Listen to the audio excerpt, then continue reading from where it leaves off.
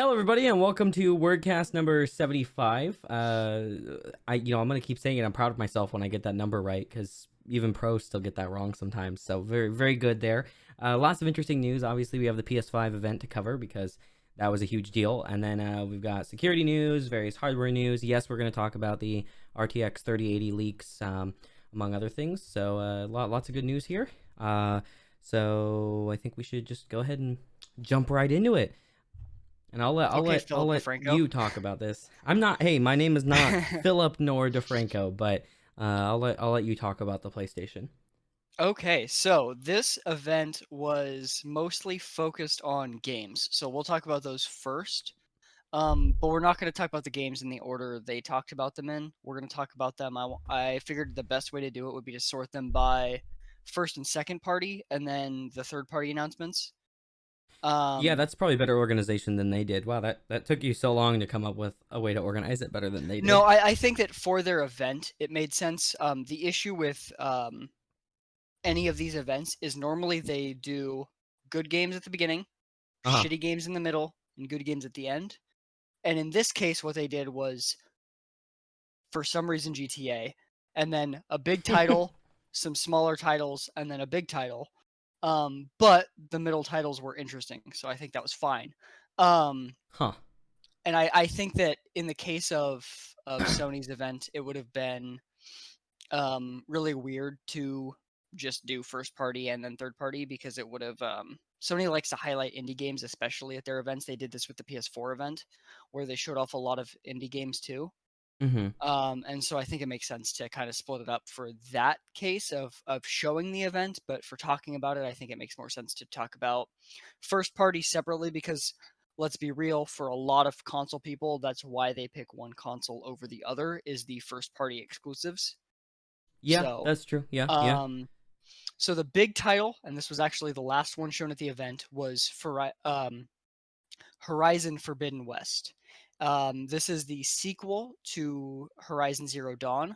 A lot of people were wondering what they were going to do with the name because it was like, do you go with Horizon One Dawn, Horizon Zero Dawn 2? None Yeah. of those names would be good. But it seems like based on the trailer that you are going to the west, and so that makes the name make sense. Okay. Yeah. Like people actually analyzed the landscapes and saw like certain parts in the western part of the United States, and so that's why that name kind of goes there. Okay. But this game looked stunning. You saw the trailer, right? No, actually, I didn't see the trailer for this one, Oh, unfortunately. wow. Yeah, no, this game looked amazing. So anyone who if you watched the event, you should go to Sony's YouTube channel and watch all of the trailers in 4K. If you did not watch the event, you should go to Sony's YouTube channel and watch all of the trailers in 4K. Yes. Um, because holy shit, this game looks awesome. Now they Yeah. didn't show much gameplay. There was a couple of scenes where it looked like it might have been gameplay, but we couldn't really tell because there was no UI. Okay. But you could tell by the movement and the way that the camera was set up that it was at least intending to be representative of gameplay. And one thing I want to add before we continue with this, Sony did not bill this as a gameplay event. They said it was your first look at PlayStation 5 games. Mm. Whereas Microsoft caught a lot of flack for hyping up a gameplay event and then showing almost no gameplay. They showed probably about as much gameplay at the Microsoft event as they did at this Sony one, but Sony didn't promise that it was a gameplay focused event, so I think it was Yeah. more reasonable to if Microsoft would have said this was just a look at third party Xbox Series X games, they would have been fine. I wouldn't Yeah. have been remotely upset by what they showed. The issue was that they promised gameplay. Well, that's what it comes down to. I mean, with a lot of things, marketing is Hmm. what a big deal is, right? And Yeah. you have that with both events and physical product. Is if you promise that a product is a high airflow computer case and it's not, we're gonna Hmm. ding you for it. If you promise it's a silent case and it has bad airflow, we're not gonna ding you for it. So Yeah. the And same I mean, thing Mike, comes with marketing for this stuff. people that worked at Microsoft apologized for implying that it was going to be more gameplay heavy than it was. Mm, And so they recognize that they fucked up on that. But in this case, like specifically one of the clips that looked like it was actual gameplay, where it was like from a camera angle that looked like it might have been the game, hmm was underwater. And holy shit, does the underwater portions of this look amazing compared to anything else I've seen. The vegetation underwater, the movement underwater. Oh my god, it looked great. Yeah. I really highly recommend everyone just go watch this trailer if you haven't, because god damn, it looked good. Yeah, I I was need to give it a look. I was Yeah. so impressed. And Horizon Zero Dawn was such a good game coming from a studio that, you know, they released Killzone Shadowfall at the Uh-huh. launch of the PlayStation 4, and that game was a graphical showcase for the console. It still looks better than most games that have come out for the PlayStation 4, not counting the Pro, but just like for the PlayStation 4, What engine is it using to this again? day. I don't know what Killzone Shadowfall used, but since then they've made their own engine. Okay. Um, so the developers of Horizon Zero Dawn made the Decima engine, which, Okay. for I've heard of reference, it. Yeah, okay. yeah, Decima engine, despite it being made specifically for their studio, Uh-huh. is such a good engine that it's the one that Kojima used for his game. It's Yeah. the one Yeah. that Death Stranding used. Yeah, that's where I And know it from. Yeah. Okay. yeah, and Kojima, for one, has experience in developing his own engine. So if he thought that he could do better, he just would. And he needs to Um, unblock phone numbers too. yes. We'll talk about that later. But Yes. yeah, but like he had his pick of engine. Any Sony studio would have let him use their engine, and he Yeah. chose Decima engine for a reason. It's a damn good engine. Yeah. Yeah. No, Um, it's impressive. I remember seeing some yeah, coverage on it. I'm So, very excited to see what Decima engine on a PS5 exclusive title can do. yeah. Yeah, that'll be interesting. We don't have a release date for Horizon Forbidden West, and I want to make clear too before we go into the rest of this event, they didn't really give release dates for anything, and I think that the reason for that makes a lot of sense. Yeah. Sony and Microsoft have both said that while the hardware is on track for launching as expected, games are not necessarily, Yeah. because the switch to the work from home, or to work from home, has caused a lot of complications in game development. It's a lot slower and harder to, upload your changes to a server, then have your coworker download and modify those changes, then have them uploaded to test, compared Yeah. to doing it Yeah. all on site. Well, and then not to Um, mention the challenges of having to get everybody computers at home that are good enough to do the work they're doing, because not everybody necessarily has that. Even yeah, game developers, yeah, they may have something that's capable for testing, but not for doing the mhm. full fledged work that they need. So, Yeah, and it with definitely how doesn't with how surprise me. sudden a lot of the shutdowns were in a lot of areas, it's not like they could go to work and pick up their computer. And even Yeah. if they could, the computers were not set up for remote work, and so Oh IT yeah. would then have to do a lot of work to get them Oh, connected to servers in such a way that they could handle working on game such a development. nightmare. Such a nightmare. Yeah. Being an IT person myself, I can tell you how stressful it would have been if my company hadn't been priorly set up for doing Mhm. remote work for the longest time. Yeah. But if we had to jump into that, oh man, there's so much that goes into doing that kind of stuff. So Yeah. it's a big deal. So, You know, I wanted to say though, speaking of computers, did we want to talk about the hardware at all before we finished going no, through I it? wanted to go through the games first and then end with the Okay. hardware. Okay. Okay. Cool. Um, so, yeah, it's just we don't have release dates for most anything. And I'll talk about the release dates that are not necessarily confirmed, but like what they're currently planning when we get to them. Uh But huh. they said nothing about Horizon Forbidden West. Now, the assumption for most people before going into this was that Horizon would be a spring title. And if that was the goal before the lockdown, then that means it's probably going to be a summer 2021 title. Yeah. Yeah. However, I could see them putting in significant resources. Like, this is the type of game that Sony would want to try and release as close to the console launch as possible. And so, if any studio got extra resources to speed up getting work from home set up, and as well got any resources for hiring new developers or for getting developers from other studios temporarily, it would be this. Yeah. This is the biggest title that they announced, I feel like, Yeah, no, at this I think event. so. I mean, they saved it for the end for a reason. Yeah. Yeah, Yeah. And I mean, like, this was the least surprising announcement, yet it was the most hyped and the most exciting. yeah, yeah, Um so yeah, we'll see what happens with that. My guess is that come the August event that Sony's planning, we'll get more details on release dates once they're a little closer, but it's still, we're only what, 3 months into like the initial switch over to work from home for most of the United States. And so with that, like it's still pretty early to have release dates locked down. Oh yeah, no, absolutely. And I So, mean, I prefer to not have release dates because then you don't have people that end up being disappointed. mhm. And then obviously you have the issue of pre-ordering, people expecting stuff to be delivered beforehand and it not being polished, that kind of stuff.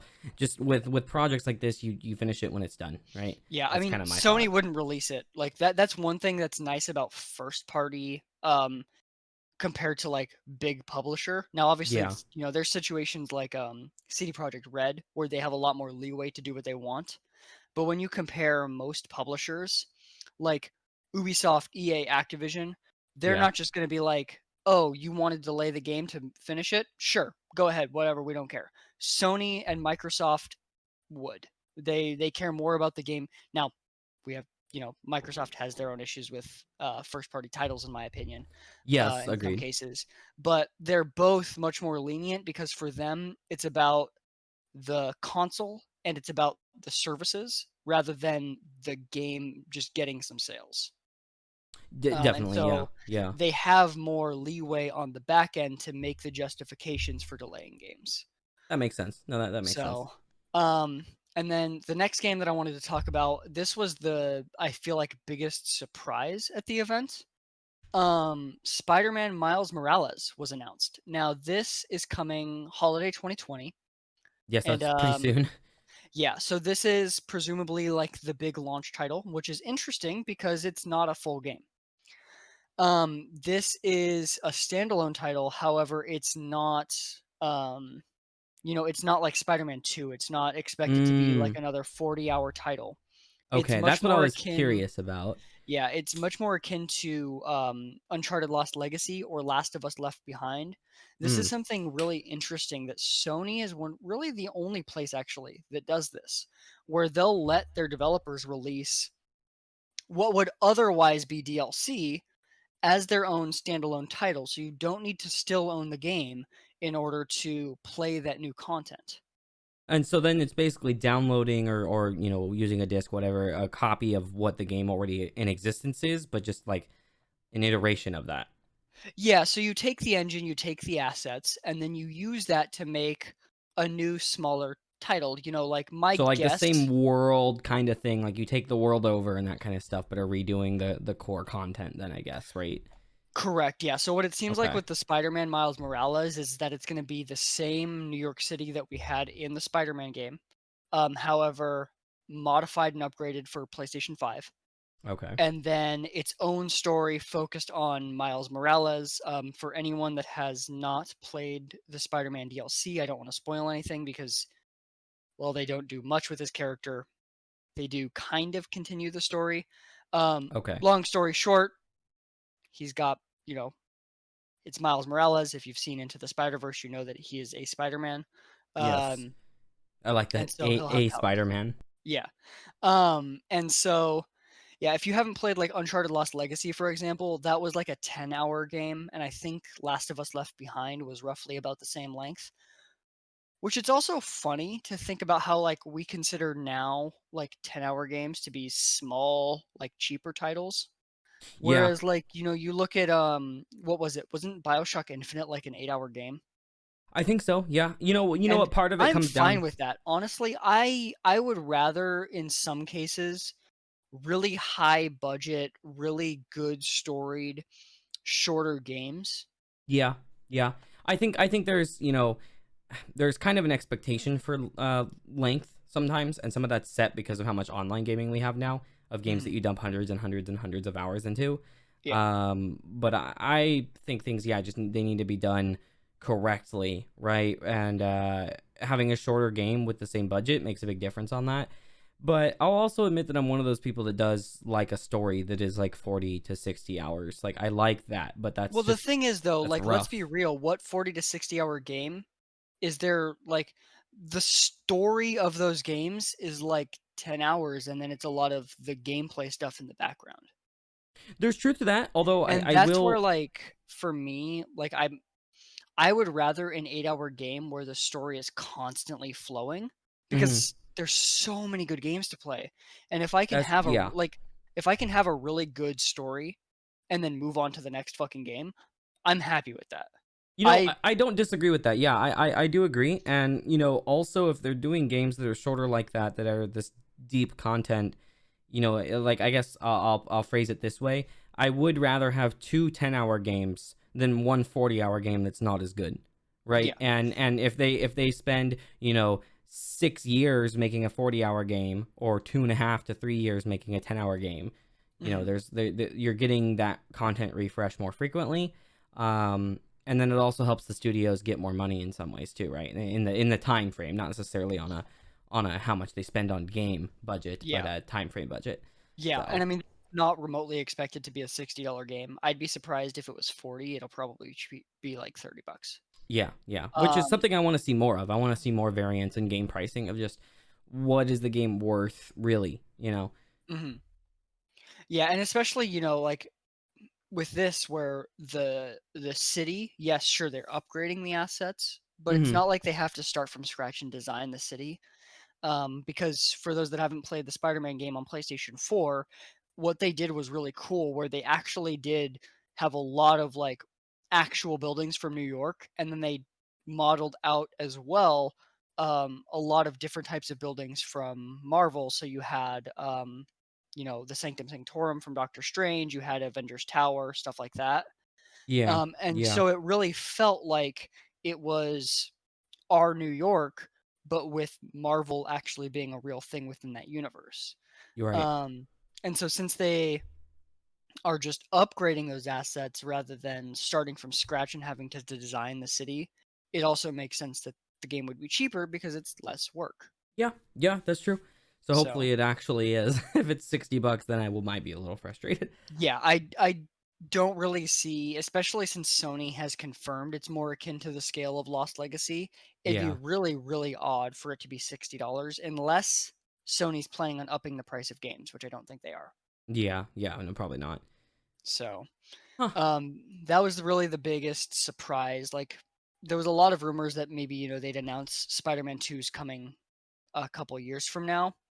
Right. We did not expect any kind of Spider-Man title to be coming this year. Well, it's cool to have something in between though. So, Yeah. and then the next big game to talk about, I feel like this is the third of like the four really big like games that were shown off. Ratchet and Clank Rift Apart. It's been a So long time since a Ratchet and Clank, man. yeah, this is really really cool because for one, oh my gosh, does it look good? It looks like a movie, like an animated movie But that it's not you're realistic playing. enough. No.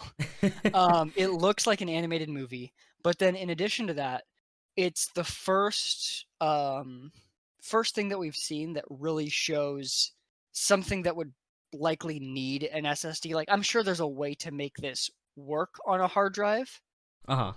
but man, would it be a pain in the ass, require a lot of RAM, and look like shit.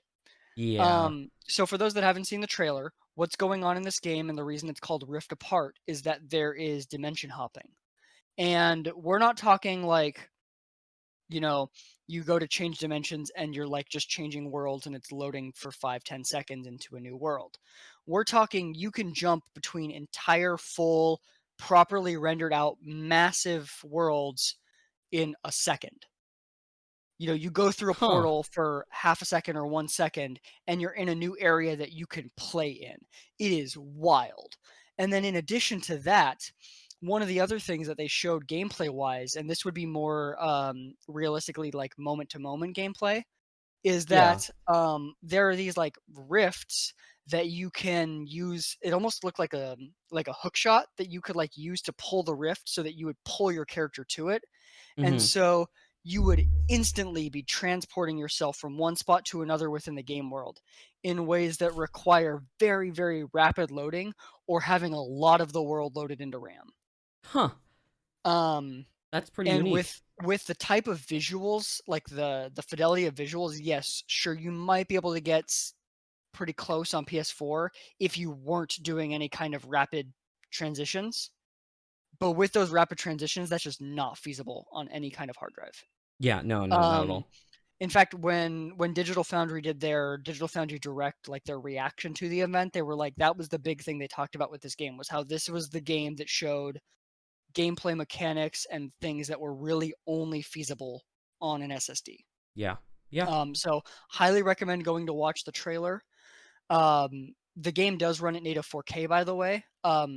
Digital Foundry did some pixel peeping, and through looking at it, they didn't seem to see any indication of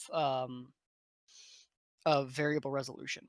Oh wow. Okay, that's impressive. So yeah, And straight up native 4K.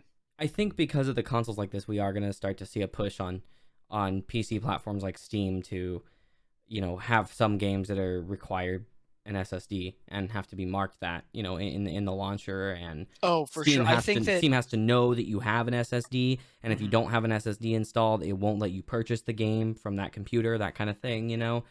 I don't Um, think it'll go that far. I mean, like, because we already have the thing of like Steam has requirements for this is games, true. and They would need like a flag, some something very clear though, because not everybody looks at the hardware requirements down below, because yeah, you but might if the just. game doesn't run, that's what the return policy is for.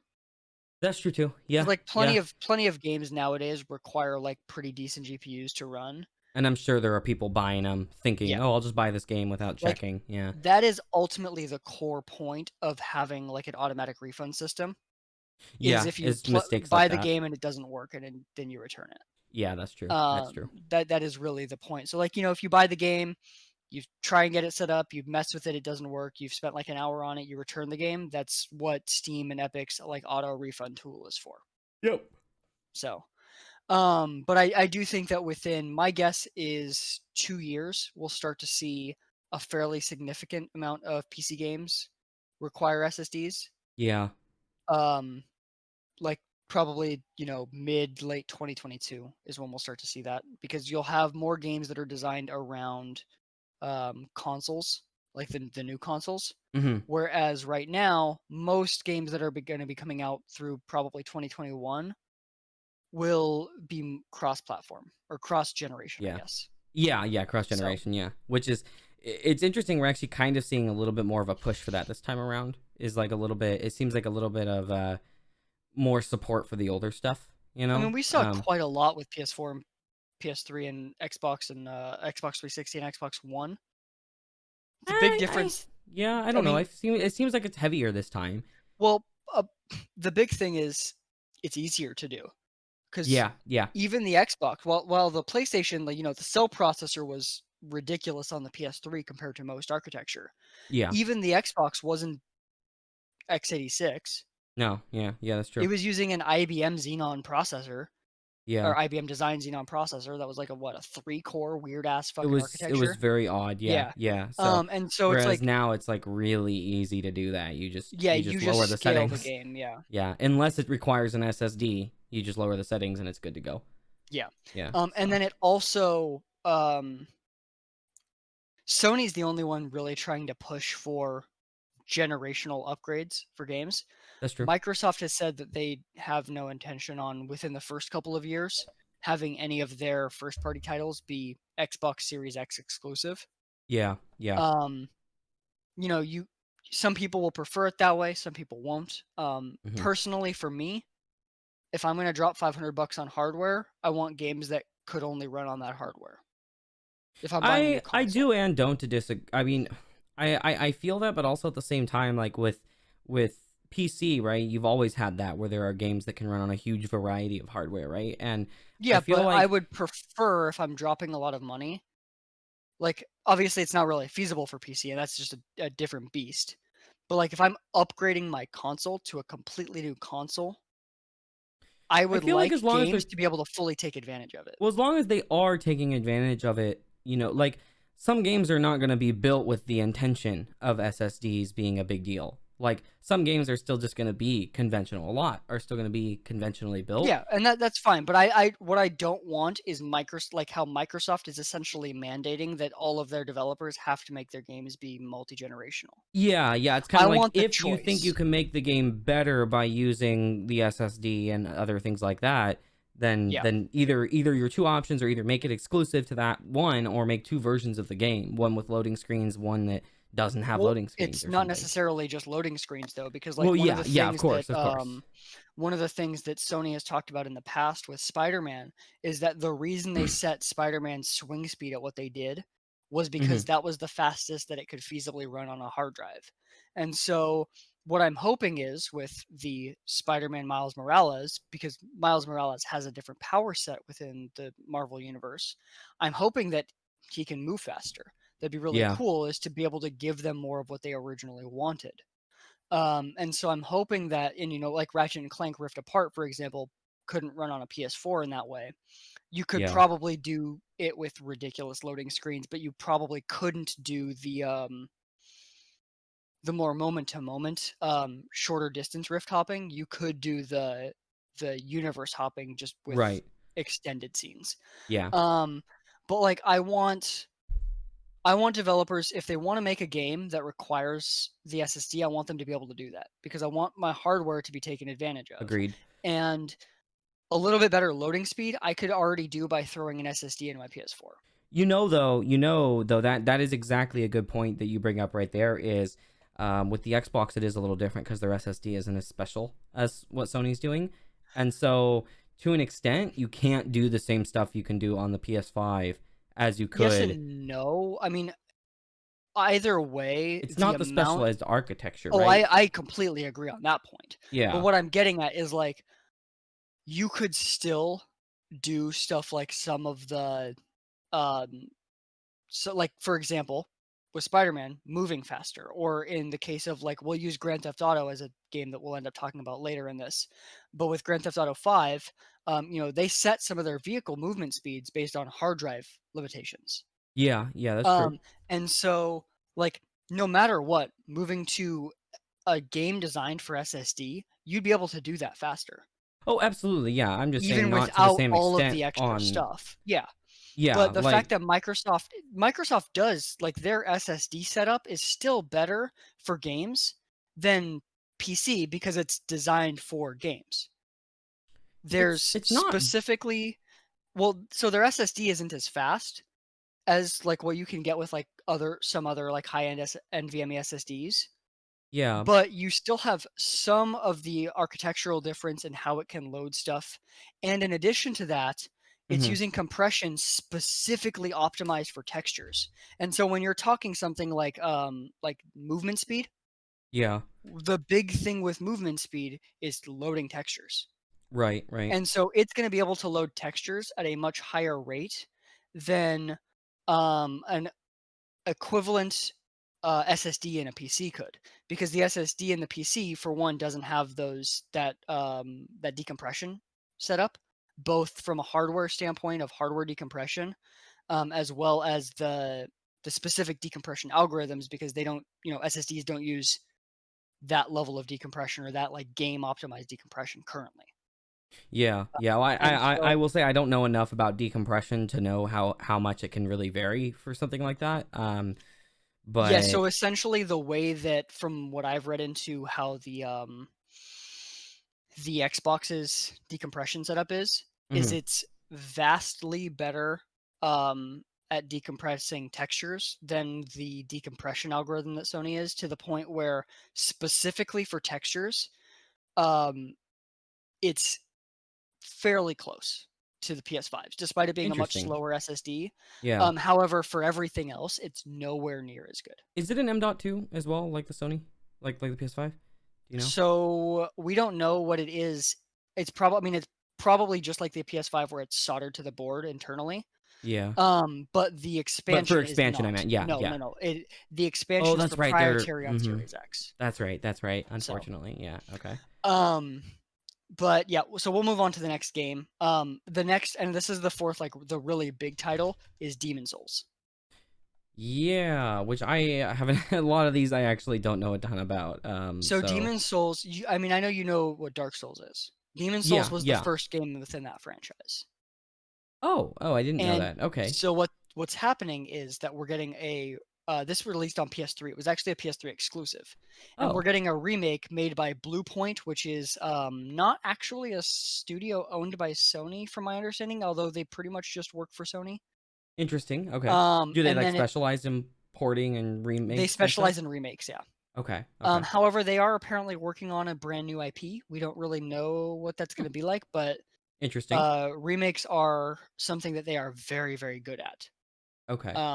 And so they're working on that with Japan Studios. Japan Studios does a lot of things. In fact, Mark Cerny, the system architect for PlayStation 5 and PS4, Yeah. also works at Japan Studios. Oh, okay. Okay. So they do a lot. They made Knack, for example. Yeah, that was a cool game. So yeah, if you've ever played Demon Souls, you'll know what this is. If you haven't, it's a Dark Souls-like game. It's a very difficult game. Um, I say Dark Souls-like, even though Dark Souls is a sequel to Demon Souls. Um, yeah, but more people know of Dark Souls, I feel like, than Demon Souls. So, Yeah. Yeah, no, definitely. I um, mean, it was like when people say Bloodborne too, like they had to call it Dark Souls because yeah, people didn't know what that meant. Like I didn't know yeah. what it was. Like I haven't played the Dark Souls. I mean, I own them all, but I haven't played them. Oh yeah, So no, that I'm not generally super into like super high difficulty games. same. Yeah, yeah. I'm not. Um, Especially more recently, where like the last year or two, I've more so like shifted towards the really story focused games. Right. Where it's like that's pretty much all I play now, other than RuneScape. Yeah. Yeah. No, that makes sense. Um, and then next game that was really interesting is called Returnal. Now this game is one of those like time loop games where you are trying to break out of a time loop, presumably. Hmm. This game really surprised me because this is made by Housemarque. So for those that don't know who Housemarque is, they made Resogun, which was a launch title for PlayStation 4. It was that arcadey side-scrolling shooter. Okay. Okay. So they Housemarque has pretty much exclusively made arcade games. So it was pretty surprising that they were making what looked like a much more serious, much more high-end, closer to AAA, but not really, um, like shooter game. But what's Hmm. interesting is if you watch the trailer, their shooting mechanics are actually pretty arcadey, which I Okay. like. I like the idea of having like more like fun focused arcadey shooting mechanics while having a much more interesting and more like AAA like story. Yeah. So I mean, we'll see how it ends up being when it releases, but if they can pull it off, I think it actually could be really cool because a lot of people like story games and don't really necessarily need the hardcore shooting. Yeah, no, I mean, I So like games being more diverse and not kind of the same thing over and over that we get from so many, yeah, so definitely awesome. I like to see that. so and then the next game to talk about from first party, this is Destruction All Stars. Uh-huh. This game is Twisted Metal like for those that have played the old Twisted Metal games. It's Ooh, a okay, like okay, car destruction game, okay. and Is this this looks exclusive, like I assume? yes, it's made by Sony Mm-hmm. or a studio hired by Sony. I don't remember if it's first or second party, but Okay. it's not like a third party game that they bought exclusivity for. This is Mm, something that Sony specifically funded and is being published by PlayStation Studios. okay, okay. Well, dang, So because I this love game, Twisted Metal. yeah. Well, I mean, I'm gonna have a PS5. Calvin's gonna have a PS5. It looks like it's gonna be a party game, so we'll play it. Yeah, yeah. Um, but yeah. So this looks really cool. It's like Rocket League without the ball. You destroy people. It's great. And like the vehicles, like you can have, like they showed one that had like a giant blade down the middle to crash into and stuff like Ooh, that. So okay. yeah, Okay, I looks want really to try that cool. out. Yeah. Yeah. Assuming that, we're not in a global pandemic or anything at that point. Oh, wait. Yeah. I mean, eventually. Yeah, Um, yes, yes. so and then the next one, Sackboy: A Big Adventure. This one really I'm surprised a me. sack boy.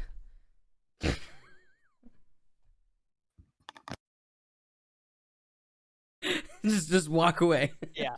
So this one really surprised me because I didn't think at all we'd see anything Little Big Planet related because Little Big Planet's developers or the original developers for the game because I think 3 was made by someone else. Hmm. Um, but they've been working on Dreams for quite a while, and I expected if we saw anything related to any IPs they've worked on, it would be Dreams for PS5. Yeah, And yeah. we didn't see Dreams for PS5, which I'm assuming we'll see later. Yeah. But we got uh like a proper full-on 3D platformer that's also co-op that's just focused on Sackboy as a character, which is interesting Hmm. because we're getting essentially Little Big Planet characters without the world building, Interesting. which is what Little Big Planet was known for. Right. Right. Huh. Um, but I'm all about this because I love 3D platformer games, and we just don't get very many of them anymore. No. No. So It's fairly I'm rare. happy to get this. I'm very happy. Yeah. Cool. And it's potentially 4-player co-op. It looked like it was 4, although confirmed 2. Like they actually showed the interaction of 2, but I think it's 4. I hope co-op So games like that too. Yeah, I mean, I like, I like. This has kind of been a direction that I feel like the industry's been heading, but the ability to do co-op, local and online at the same time, right? So you could have mhm. 3 people local, 1 person online, and so hopefully we see something like that with this too. That'd be cool. Yeah. Yeah. Yeah, we'll see how that goes. I'm definitely gonna pick this up. So Yeah, well, I'm assuming most of these you'll probably pick up at some yeah, point. so Yeah, of every first party title on this list, the only one I'm not planning on buying is Demon Souls. yeah, yeah. So that's kind of what I thought. So um the next game announced was Astro Playroom. This one's interesting. So Astrobot Rescue was a VR game. However, it's such a good game that it is considered by a lot of like really like hardcore PlayStation fans to be one of the better PlayStation titles released this generation. Wow. Okay. I hadn't Yeah, I hadn't even really heard of it. So that's because it's a VR game and you don't have PSVR. no, I don't have any VR right now But it because was just Valve is taking forever. Anyway, sorry. yeah. But Astrobot Rescue Mission is just like a fantastic game. Huh. And so then when they started teasing this, everyone's like, okay, is this VR? Is it not? We don't know because Astrobot's a VR game. Yeah. But like the footage they showed was clearly not VR. Huh. But then it came out that what this is for one, it's preloaded on every PS5. Whoa. Um, but it's a smaller title that's meant to show off the really cool things that the PlayStation's new controller can do. So it's going Huh. to give you good examples of the Better better haptic rumble, feedback and stuff. Yeah. the adjustable or the what do they call it? Um, adaptive triggers, things like Yeah. that. Yeah. So it's meant to show off those.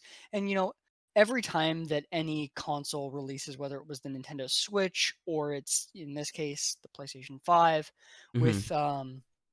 with like significantly different controllers, we get titles that are made to specifically show off the controller's features. However, they're not usually free and preloaded. Yeah. I think the only other one that was free was Wii Sports. Yeah. That was a free one. Yeah. So, Uh huh. but like with Nintendo, with the Switch, they released a couple games that really like were first party titles meant to show off the controller, but you had to buy the game. Yeah.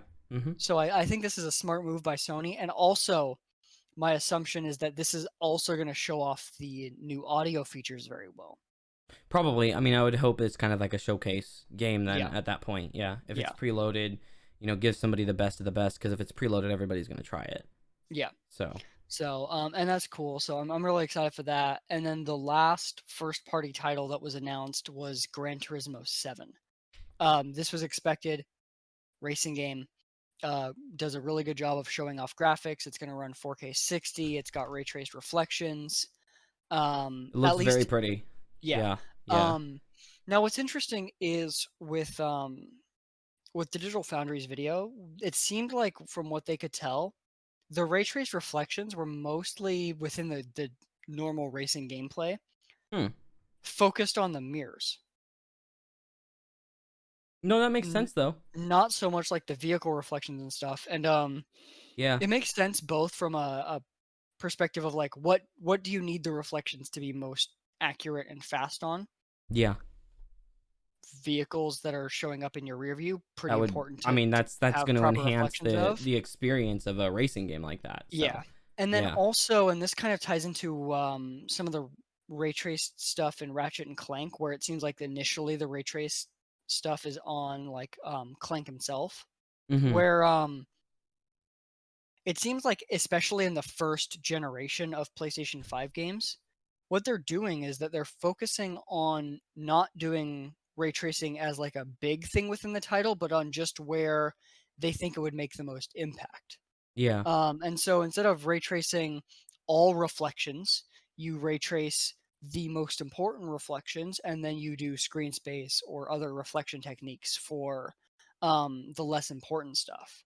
Hmm. And this is a really interesting way to do it because obviously, PlayStation 5 and Xbox Series X don't have the the amount of like ray traced hardware that you'd see on like a 2080 Ti, let Or alone future. especially, yeah, what the new stuff comes out with, both from AMD and Nvidia. Yeah, They have to have some kind of limit on there. yeah. So And then in addition to that, from first party developers especially, this is yeah. the first time they're working with ray traced hardware.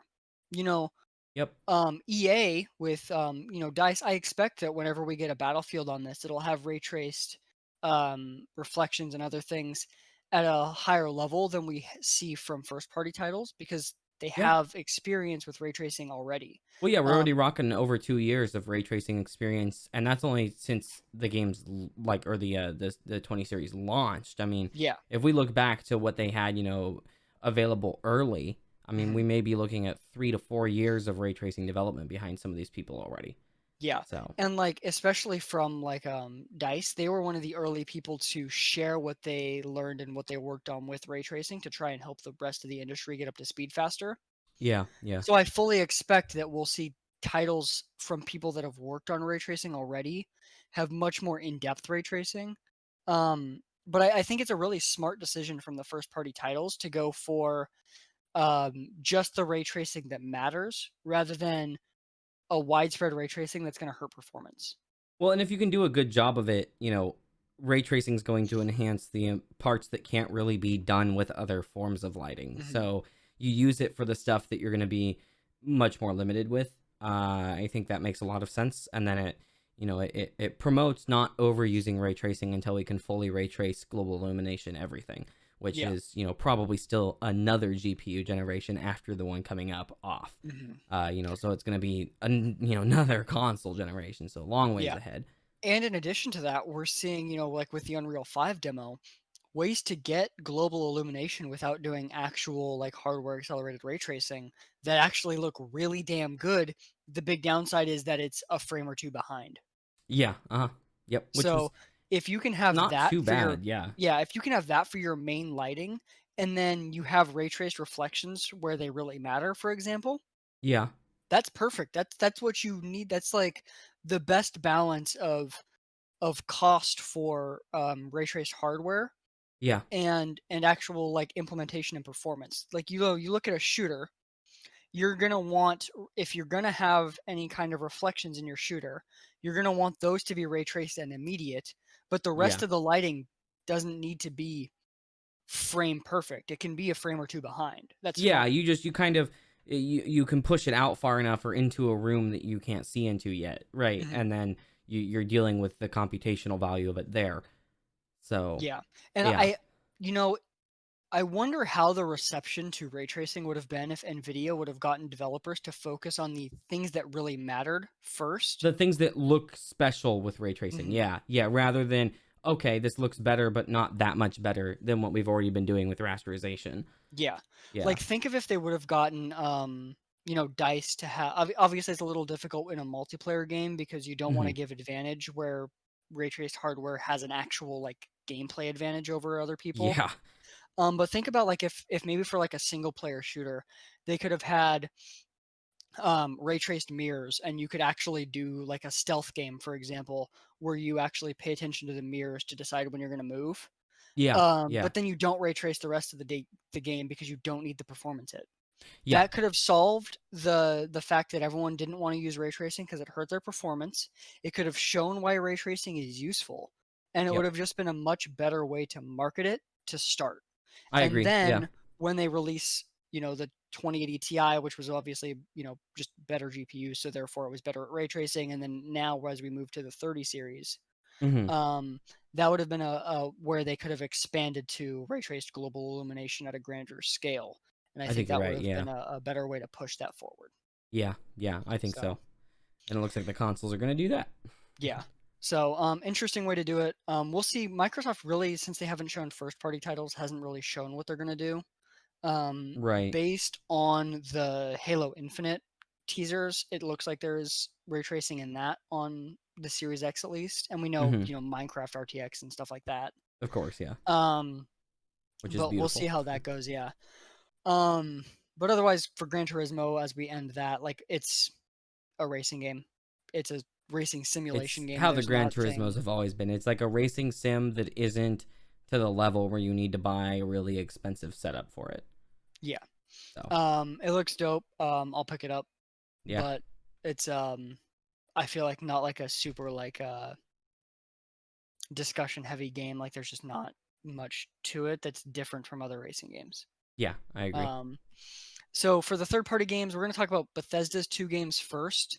The first one is Deathloop. Now this game was shown off a while ago. This is a Dishonored like very stealth heavy game. In fact, it's made from Arcane Studios. Although let me look something up. I think they slightly changed their name. So yeah, it's made by Arcane Studios, but it is a stealth focused game where it's again time looping actually, which is interesting that we're getting multiple like time loop games. Yeah, Um, but this one's really cool and like it got a lot of hype when it was first announced. And what's interesting is it's timed console exclusive to PlayStation 5. I So like. Series X is going to have to wait, Yeah, yeah. but it's going to Timed launch on exclusives are PC. better than full exclusives, though. So I Yeah. mean, that's like I'm And this more okay is with them. Yeah, and this is expected to launch holiday of this year. Oh, So okay. this might be a PS5 launch title, or it might be like a month after. We don't know, but it's expected to launch this year. Huh. And on PlayStation 5, it is going to apparently run at 4K 60. So it's We're nice to have seeing that quite a bit of that. confirmation. Yeah, Yeah. yeah. Although the only thing that I question with consoles is when they claim 4K 60 is that 4K 60 can be 4K 60 with oh shoot, now I'm forgetting resolutions, dynamic resolution scaling. Yeah. Like they So can legally claim it, so it's yeah. So hard to know. from what we've seen so far, it does not look like they're using dynamic resolution. Okay. This game also doesn't have like the highest end of graphics. It's got its own art style. It's not going for realism. Yeah. And so I think that makes 4K 60 a little more easily achievable, a constant 4K. Okay. Yeah, that makes sense. So, Yeah. I mean, the hardware is um, pretty solid anyway, so. yeah. And then the next game is Ghostwire Tokyo. This one was teased before at Bethesda's last E3 event, but we didn't really see much of it. Whereas now they've shown off a full trailer. This is again a console-wise, it's a timed exclusive to PlayStation 5. This one's launching 2021. Is that the first time Um, we've seen that with consoles, timed exclusives? I feel like it is. no, Okay. Huh. it's just I don't know. more heavy now. It used to be more common with DLC rather than games. I remember Um, that. Yeah. Yeah. Okay. fucking Call of Duty was their DLC was timed exclusive to Xbox for quite a while, and then it switched Yeah. to PlayStation. Okay. Hmm. Um, but I think it's going to be more common with games, just in general now. Well, I It's just mean, Epic kind of helped normalize it in some ways too. yeah. Like just to There the is gaming crowd, I mean, yeah. that, but also I think was it Call of Duty 4's remaster that was timed exclusive for like a month? Yeah, I think And that was the one. Uh-huh. that was I think the biggest title to have done it, and that really kind of pushed other big titles to doing it.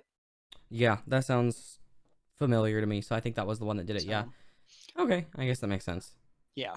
And then the next game to talk about, Project Athia. Now this is an interesting one. So in the trailer, it was labeled as made specifically for PlayStation 5. Now that Hmm. sounds like it would be exclusive, but we still don't have confirmation that it's fully exclusive. And so my Interesting. thought as to what this could end up meaning is that they are making the game for the PlayStation 5. Whatever, I don't know what mechanics might require, if any, would require PlayStation 5, but it Hmm. sounds like what they're doing is they're designing the game and optimizing it for the PlayStation 5 hardware, and then after it's released on PlayStation 5, they'll figure out what they need to do to make it work on other hardware. Huh.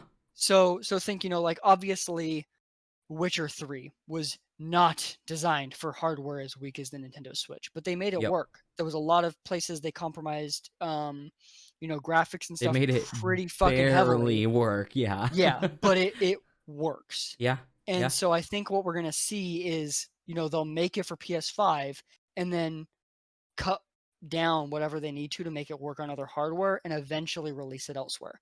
Now, I Yeah. don't think for Series X it's going to require any very significant cuts. It doesn't look like the type of game That that's would being like designed around mechanics that require an SSD massively and fast SSDs.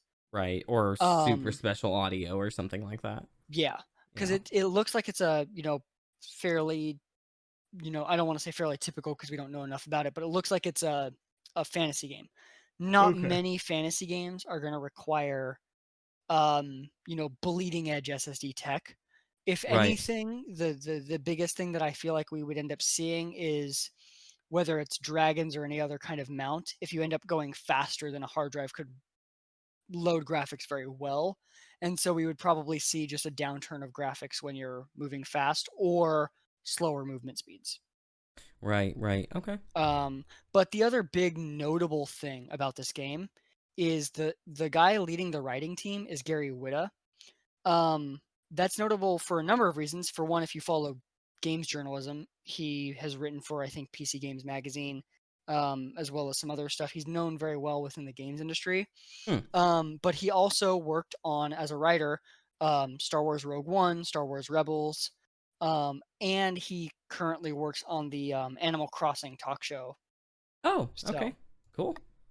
yeah, and this is being published by Square Enix. I usually Um, like them. They don't have a lot of dirt behind them, so yeah. yeah. So and Square has existing relationships with Sony. So of all of the publishers to make a game that's really like made for PS5, this makes Yeah. sense. Yeah. Definitely. Cool. So, and then the next big game, Resident Evil 8, also known as Resident Evil Village. This one, not really a surprise. It was leaked pretty heavily. Um, Is it a full game? Because that makes it sound kind of like the Miles Morales game, where it's like, no, it's so Resident Evil Village serves two purposes. The name, for one, if you watch the trailer, the area it makes sense for the name, but okay, Village also has V and then three straight lines. VII okay, 8. okay. So if you watch the trailer, they actually have it. It'll say like Resident Evil Village, and then like the 8 will overlay over it. Oh, So they're interesting. just Okay, using the area that the game takes place in, tied with the Roman numerals to make it make sense. okay, cool, So, cool. yeah, this is full on Resident Evil 8, Okay, and it looks pretty fucking good. it's just kind of just So another Resident Evil now, game, though. I assume. yeah, now what I want to Okay. know is if this is going to support VR because Resident Evil 7 was a full VR title as well. Right. Um, we don't really know yet. Now, Sony hasn't really talked about their plans for VR on PlayStation 5 other than saying that PSVR, like first gen, will be compatible. Mm-hmm.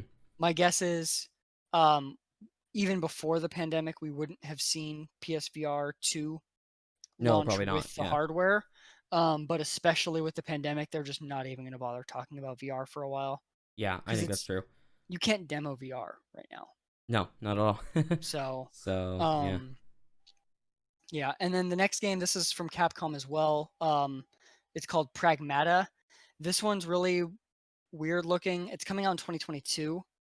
Um, at first, I thought it was like a Death Stranding esque game Mm-hmm. because like the character movement and stuff looked like that. But I don't know. It's just weird. Like when you watch the trailer, the character there's a female character whose hair looked really bad. And at first I thought it was like, did they just do a shit job with the engine? Yeah. But then the like cyborg like character, the character that's in armor or whatever, ends up on the moon with this girl and the girl's fine. So like clearly the girl's not human. So is the hair looking like shit because she's a robot, or is it because they did a bad job with the engine? I don't Right. know. The game's a long way out, so we really don't know enough about the game to make any kind of judgments on anything, and everything could change. Yeah. So Huh. I don't really have much to add about Yeah, that I one. didn't It see the trailer, just so I don't have a ton to jump in yeah. with there, but huh. But I wanted to mention it because it's a new IP. Yeah, yeah, So absolutely. And then this next one is a really new IP as well. Um, Grand Theft well, Auto 5. yeah, yeah. So, And the um, trailer they showed, yeah. the trailer they showed was PS4 gameplay from like an old PS4 trailer. Oh my gosh, that's Like unfortunate. I don't even think it was PS4 Pro footage. I think it was just PS4 footage. Why? Oh my goodness. Okay, so My assumption, they haven't even started on the PS5 enhancements. yeah, probably. And I mean, with the time frame here of second half of 2021, I'm just Yeah. like, okay, it's already old enough if it was launching tomorrow. Yeah. Like, and but you know what this comes down to is this just comes down to Bethesda proving the Skyrim model of gaming works. The Skyrim model of monetization works. So yes, also yes. However, Yeah, um there's a little bit more. there is a difference in that GTA 5 is its own fucking model of games. It Yes. consistently is a like top 10 seller still. Is Yeah. fucking crazy. And then Yeah. in addition to that, they rake in so much money for microtransactions. It's pretty insane. Yeah. Yeah. I mean, I will And say it's a with game that, that's more fun to play for a long like it's still fun for people to get into new. mhm, And Skyrim obviously had a lot of replay value as well, but I do feel like GTA is a different beast in some ways. So yeah. yeah, And then in addition to that, like one of the big memes that's going around right now is you look at like 11 years of Grand Theft Auto before, and it was like yeah, 10 games, and you look at 11 years now, and it's one game. one. However,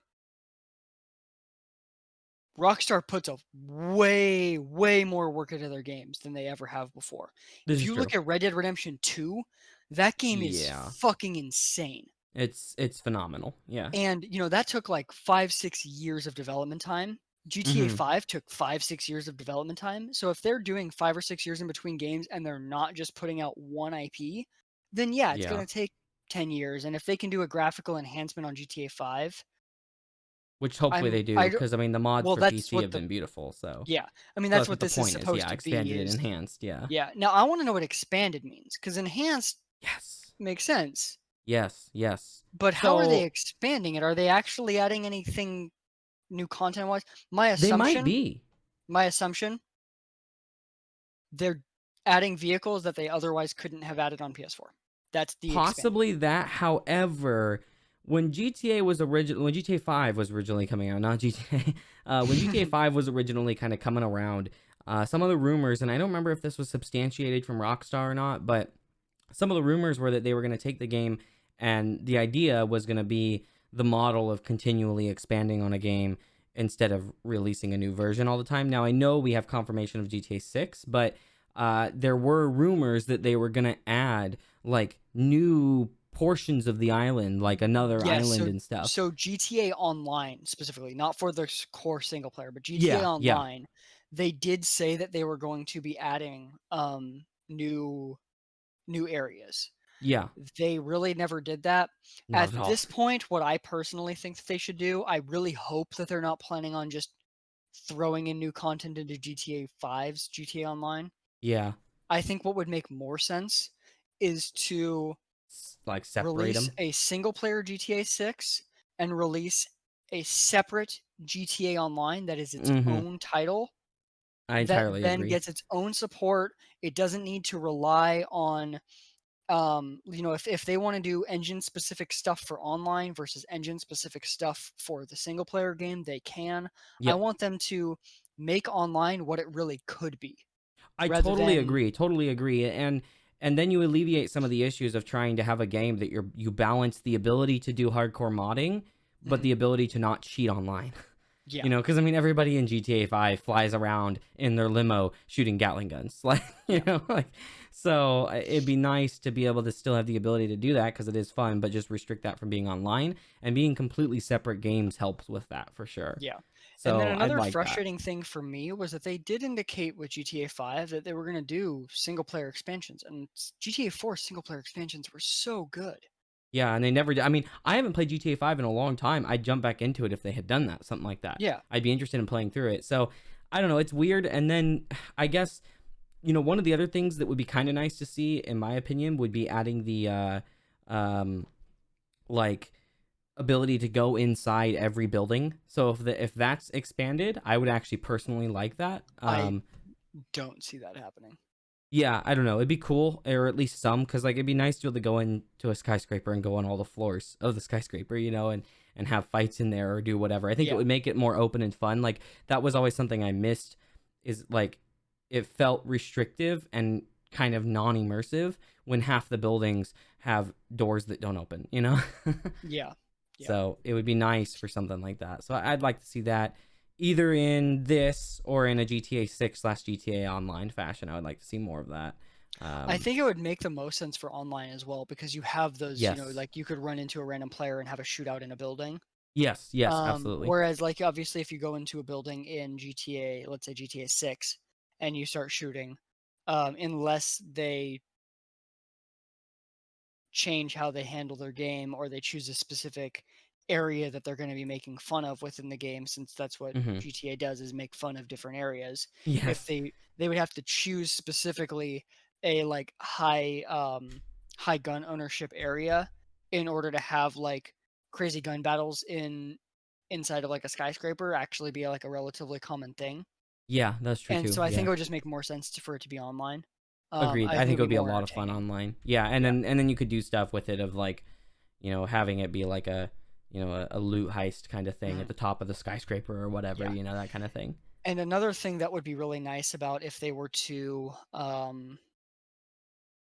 release like a GTA Online brand new title specifically made for um, next gen and for PCs with SSDs, Hmm. is if you have better loading, then maybe you don't ever need to load when you're going into buildings. And if you don't need to load when you're going into really big buildings, then you could also fucking bust out a window in the middle of a shootout and jump parachute out in Yeah. ways that wouldn't compromise on the potential graphics quality of the internals of the building. Because you could do that Yeah. now, But but texture loading and stuff could be weird. yeah, Yeah. Yeah. yeah. Especially when you're talking about, like Gen 1 or like non pro PS4 and Xbox, for Right. example. Yeah. So, Yeah. or lower end PCs. Yeah. Um, Plebs, you mean? yes. And then the next game, NBA 2K21, they showed a guy sweating. That's really it. We're moving on. I mean, Um, I was gonna say there's no notes about this game. there's Like, nothing to talk there's about. They nothing to showed talk about. I think it was Zion, but they showed I don't really follow basketball. I saw some other people talking about it, but I think it was Zion from my understanding. Mm-hmm. But they showed a guy training within the game sweating. It was pretty much just showing off how good a character model could look, but it was just one Yeah. character and it was pre-alpha footage. Um Yeah. so they just didn't show much. Okay. Um the next game, this one looked really cool. Stray. So this game you play as a cat. The game is native 4K Are you and a you stray cat? yes. What's interesting is so like this game, it looks like it takes place in like a Hong Kong-esque city where it's like Okay. very colorful, Kind a of lot of neon dense. lights, very dense. But there's no people. It's robots, Oh, so like the robots took over the world, kind of thing, or maybe. at least the city. Huh. And so you're a cat playing in a city. Oh, interesting. I like Yeah, that. yeah. Huh. And the cat has a backpack, so worth That's buying right also there. just too adorable. Yeah. Yeah. Unless Well, the game I'm like curious how many like 50-pound bags of potatoes you can put in your backpack. hopefully none, because I don't want to do that to a cat. Well, you know what I mean, right? The inventory. Like, oh, I'm Yeah. gonna pick up the oven and put it in your backpack. Yeah, but I'm fine with doing that to people. I don't want to do that to a cat. Well, I mean, the backpack is anti-gravity, so Yeah, maybe. or it's a And black hole. then so Stray is also timed exclusive. Quite a bit of that this time, yeah. Yeah. Most of the games shown off here were timed exclusive. Huh. And including the indie games. Yeah. And then the next game, Solar Ash. Now this game is made by the studio that made Hyper Light Drifter. I Never don't know played if it. you've seen. Okay. No. People that know that game, like, it was really fucking good. Okay. Like, it's got 9 out of 10 on Steam, 4.9 out of 5 on the Apple Store. Like, very highly rated game. Okay. Very well liked. And so anything from them was already like something a lot of people would be interested in. Yeah. But this game looked really cool. Like, there's a really awesome visual of a black hole that they showed. But then, like, the gameplay was really cool because you're like moving around on skates, and so you can move really fast. Huh. And the game just visually looks stunning. I don't know much about the gameplay, but looked really cool. I'm excited. Timed console exclusive. Again, yeah. Okay. Huh. So, and then I'm just gonna bust through naming off some games. I'm just gonna specify. So, Little Devil Inside is timed exclusive. Kena Bridge of the Spirits is cross-gen and timed console exclusive. It's coming to Epic Game Store as well for PC, so it's double timed exclusive. If you want it on PC, you get it on Epic Store, and if you want it on console, you get it on PlayStation. If you have an Ooh. Xbox or you're boycotting Epic, you can't get the game. Ha. Epic bad. Yeah. Jet the Far Shore. This looked really cool. It's some kind of interesting looking space game, also timed exclusive. A lot of that. Hitman 3, not timed exclusive, but looked really good. If you play the Hitman games, looks Yeah, really I've dope. never And this really one gone takes through them place much in myself. Dubai, it looks like, or at least some of it does. Huh. Oddworld Soulstorm. I've never played the other Oddworld games, but I've always heard good things about them. Timed exclusive. A lot of Godfall. that. Yeah, Godfall. This game was one of the first like PS5 confirmed games that we've had for a while now. Timed console exclusive. This is also coming to PC. In fact, gameplay was shown at the PC Game Show, which was pretty cool. Oh, okay. This one is like a loot focused game, from my understanding. It's a Is it lot of the like a way people loot have been. shooter or just like loot in No, no, no, general? no, no. It's like a fantasy game. Oh, okay, okay. Huh. So from what a lot of people have been talking about is it's going to be um they've called it like compared it to Destiny, although it's not really a shared world. It might be Mm, co-op, but it's not shared world. So it's mm. pretty much just a co-op loot game. Yeah. Bug Snacks. This game looks weird, really weird. I don't. I Did you mean, see the the trailer name's for this already one? weird enough, man. Did you see the trailer for this one though? No, I did not. Okay, so this game, the trailer starts out with some strawberries saying "strawberry" like they're Pokemon. Oh, Like, it's just okay. strawberry, Oh yeah, so strawberry. I saw the very beginning of it, but I was in the middle of something, so I Yeah. didn't pay close attention So to it. in this game, it sounds like there are bugs that are animals, I guess, because it's Bug Snacks. But you turn into what you eat. I It's remember weird. people like on It's Twitter about this, like, weird. what the fuck is I'm this game? I'm all about really weird games, so I'm Oh, interested. definitely, and especially if they like come to some of the subscription services like Game Pass, then it's like, okay, that's Yeah, people are gonna try them. Then these yeah. weird games. And then the other three games, I don't really know enough about them to talk about. Tribes of Midgard, The Pathless, and Goodbye Volcano High. Yeah, yeah. So, Goodbye Volcano High is also timed exclusive. Okay, fun. And then yeah, let's talk about the hardware to end this. Yeah, so this is So, something that I have a particular interest in and a particular hate for. and specifically when we're talking hardware, we're talking the design of the console, not the internals. We already knew about the internals. Yes, yes, yes. So you very much dislike this hardware. However, it seems like most people like it. There's been a lot of like, IGN did a poll. I've seen a lot of polls online. We're talking some of these polls had 10, 20, 30,000 people participating, and it was 65, 75% liked it, 10% disliked it, and 10%, were neutral or whatever. Right, right. But I don't know. it's very interesting. So Sony decided not to do the normal thing. Well, It's not really normal, actually. Sony's never really done a rectangular box. No, The this is true. PS2 Yeah, was no, the only one they that was a rectangular box. well, even that wasn't really the full size one had the weird overhang and stuff. It was Yeah, that's rectangular, true. but it had the overhang, it had the corrugated pieces. So Yeah, the PlayStation Slim, I guess, kind of was a little more in that realm, but the PlayStation yeah. 2 Slim. But yeah, I mean, I don't know. Here's my thing: is I feel like both the consoles look like crap this time around. I feel like the Xbox One looks good standing up, but not great.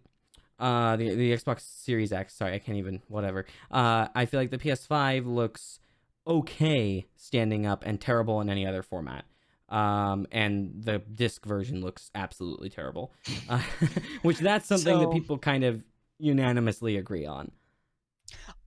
a lot of people I've seen online say that they actually prefer the disc version when it's sideways. So I will agree the disc version looks better sideways than the non-disc version, but they both look like actually broken laying on their side. And so a couple things that I guess I'll note here is I do appreciate going into a more clever design aspect. That's something I actually like, but I feel like they didn't do a very good job of it. They tried to go too eccentric, whereas Microsoft did the exact opposite.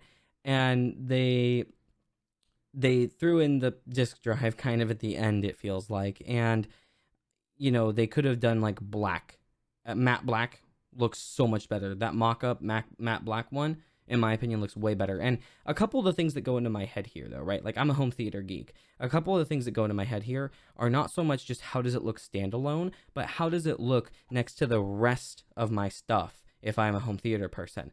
And the reality is it looks pretty terrible in home theater setups. The PS5 does. The Xbox doesn't standing up, but does laying down. It looks like a freaking tumor growing out of your entertainment center. Um, and that's what bugs me the most. I think personally, I love unique, eccentric designs. I love weird PC case designs, right? But when it's something that's supposed to be a piece in your entertainment center, it needs to fit in with a wide variety of entertainment centers, and this will fit in with some and not fit in with others. I think it's designed to stand out, though. It's designed not to fit in. Sony Yeah, wanted to go for something different. They wanted to change design aesthetic. Like, I love that it looks like, it looks like what people thought futuristic consoles would look like. yeah, yeah, I personally like that, and you know me, I'm normally like pretty big on like minimalist design.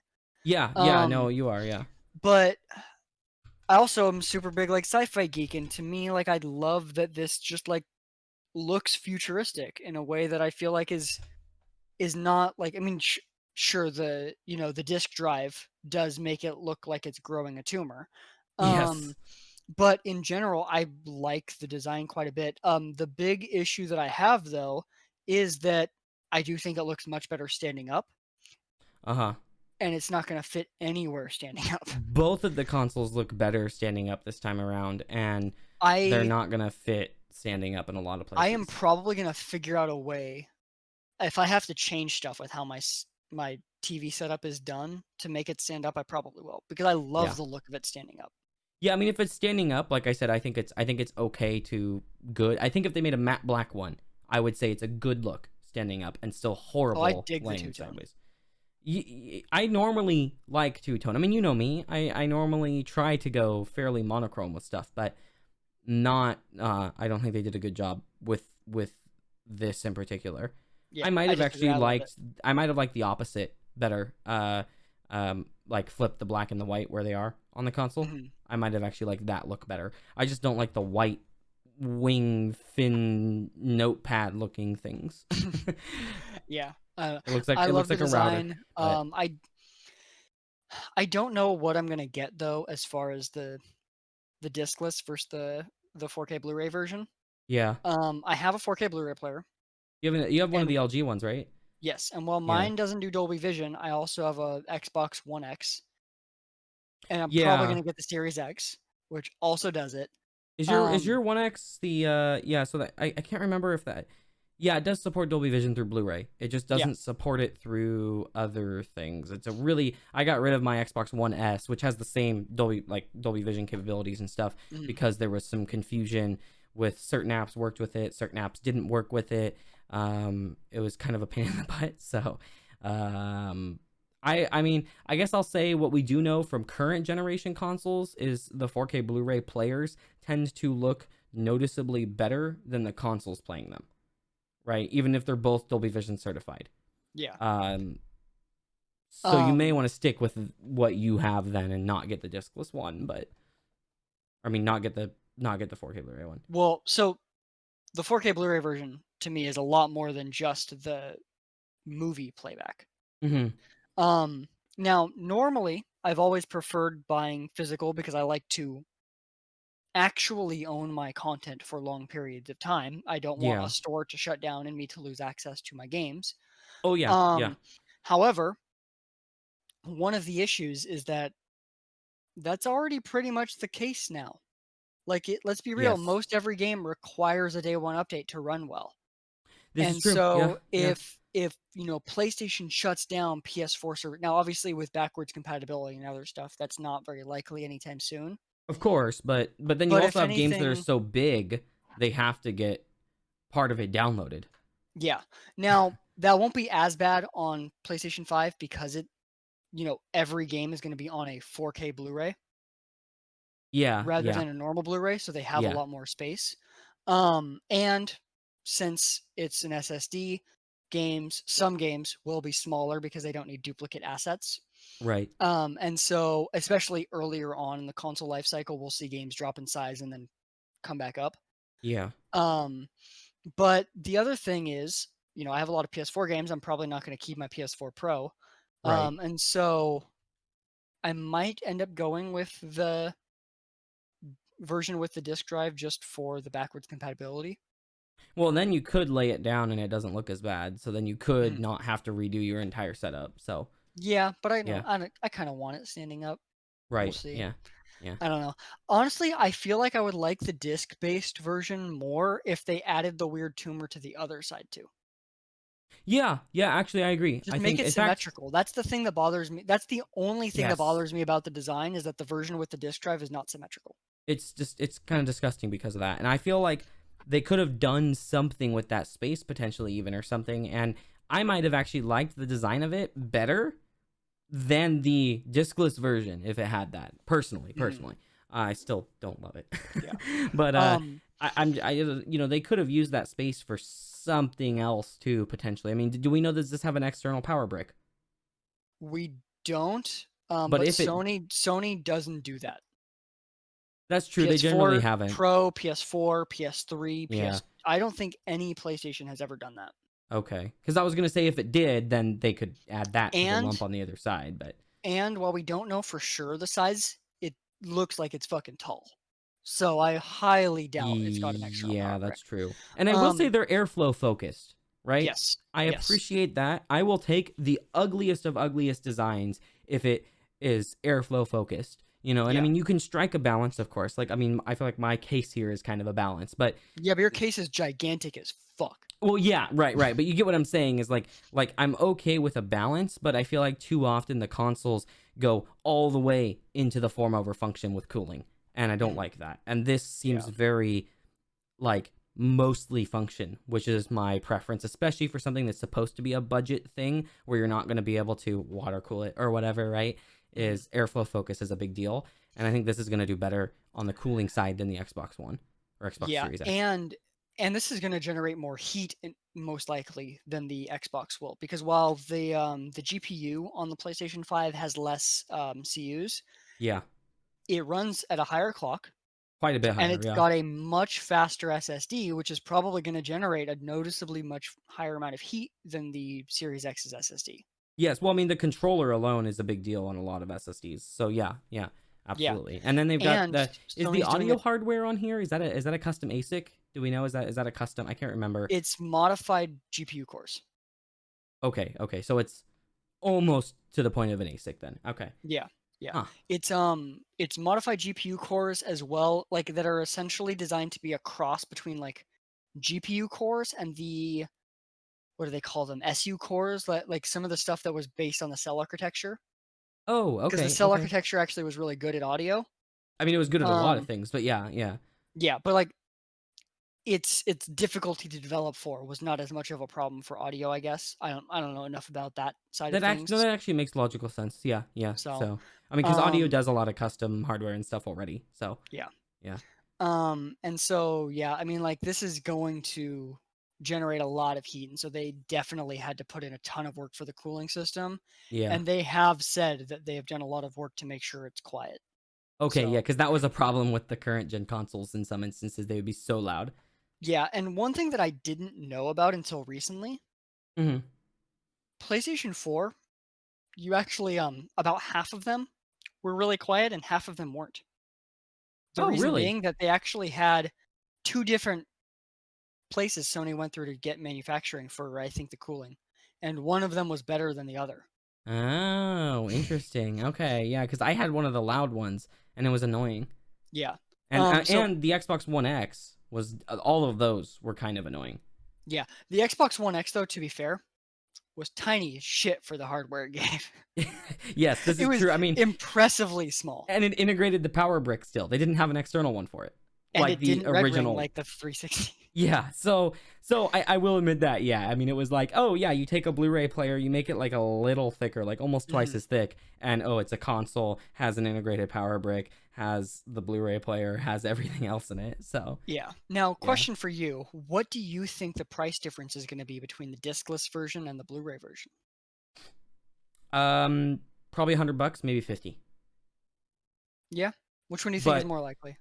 I think 50 is more likely. Hmm. Because 4K Blu-ray drives have come down in price. They were like 100 to 120 for a computer previously, and obviously this isn't going to cost as much because they're buying it in bulk and it doesn't have as big of a case because it's just this special little bit. So So yeah. that's why I would probably guess 50.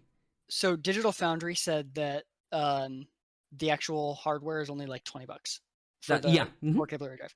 Um, However, something they pointed out that's interesting that could lead to it being closer to the 100. What? If you're buying a bunch of physical games, then the 30% cut that does not go to the developer is split among much more parties.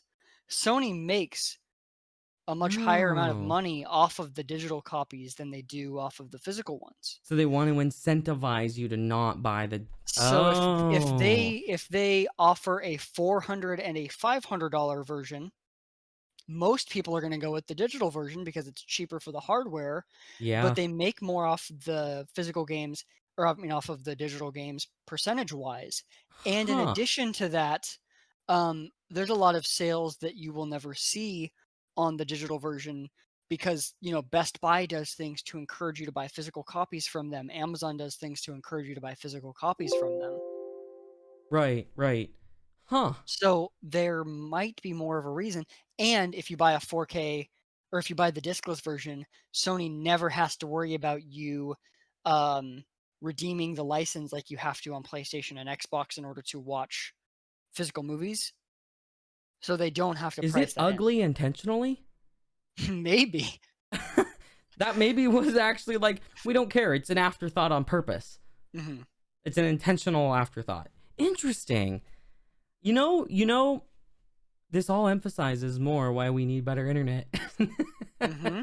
Every time, I feel like every podcast we have, there's something coming out that emphasizes why internet's Yeah. going to become Because more and more for of an me, that's issue. another thing that I have to take into account is, let's Yeah. say, I would prefer going all digital, but a 100 gig or 75 gig game is, almost a tenth of my data cap. You know what? I never would have thought that that people's internet would be a reason for them to not buy as many video games. Yeah. Like it's literally like, oh, well, if you're a really heavy gamer, right, and you might want to buy 5 or 10 games a month or in a month when they all come out and try them all out, right? You can't if you have a terabyte data cap at that point. I mean, if they're AAA games, right? Yeah. Because And they're that's especially even if I don't take into account any other month, because most months I'm not going to buy a bunch of games. yeah, Launch month I am. Launch month alone would probably end up meaning I have to spend the $50 for unlimited data. unless they're still like doing the thing And where you can that's have like 1 month or whatever, but yeah. then you that'd And be it that's for the year. just counting me. I know that my roommate is also planning on buying a PS5 at launch. So both of us, there's no way we stay within a terabyte that month if we Yeah. both went with the digital version.